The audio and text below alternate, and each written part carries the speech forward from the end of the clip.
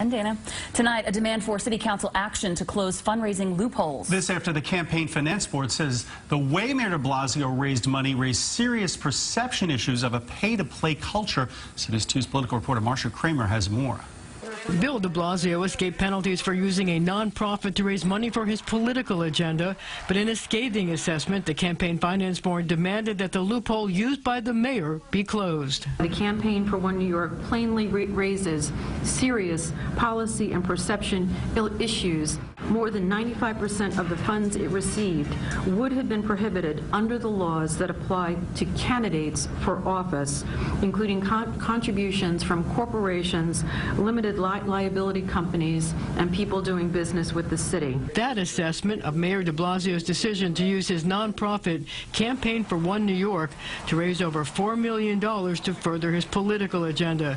It's the same nonprofit now under investigation by state and federal prosecutors who are questioning whether donations came from people seeking and receiving favors from City Hall. Most contributions exceeded the limit applicable to candidates, and at least a dozen were as large as $100,000. The city's present contribution limit is $4,950. It's just $400 if you do business with the city. The board called on the council to set the same contribution limits for nonprofits like de Blasio's.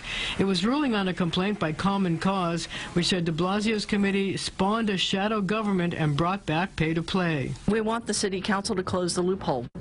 A elected official who had the advantage of our excellent campaign finance system, able to use public dollars to get elected, in the future should not be permitted to collect checks of over $100,000. What the mayor has done is really undercut the intent of taking money out of politics. He brought back a pay-to-play culture.